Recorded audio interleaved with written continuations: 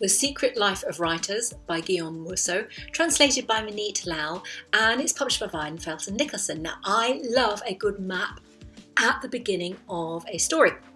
And this is the Isle of Beaumont, which actually, if you look at the outline, is exactly the same as Les Îles d'Hyères, which are just off the VAR coast.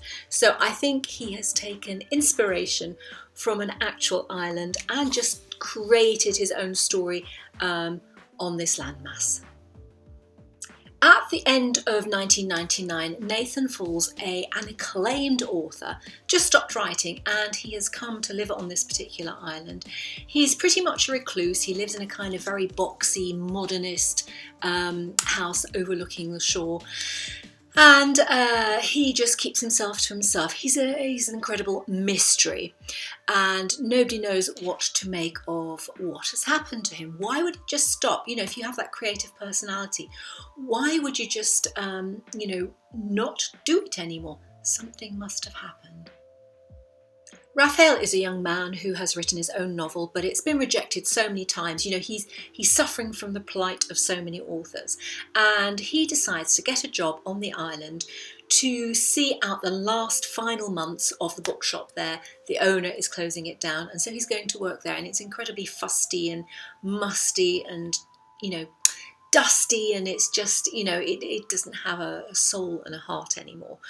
And he's gone to work there, but his aim is to hook up with Nathan and get a critique from him on his own manuscript.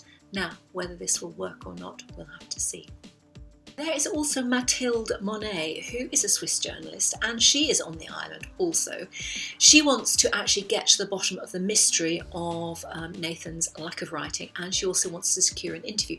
So there are various people who really want something from Nathan, and Raphael's first encounter with him is at the end of a shotgun, so he's certainly getting the message, but somehow things move on. Things do move on, and in fact there is the murder of a young woman who is pinned to an ancient eucalyptus tree.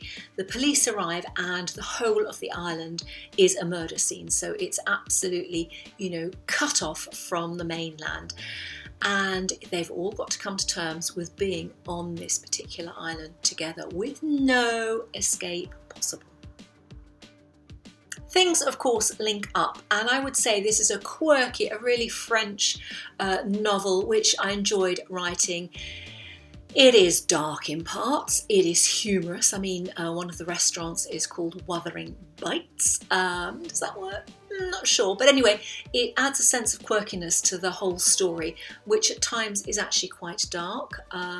It's entertaining, and it comes to a nice conclusion at the end. This is the first Guillaume Musso book I have read, and I gather he's a hugely popular author in France. So I think if you want something different to pick up, then The Secret Life of Writers by Guillaume Musso is an interesting and enjoyable and fairly quick read, and it really, really transports you to the Mediterranean.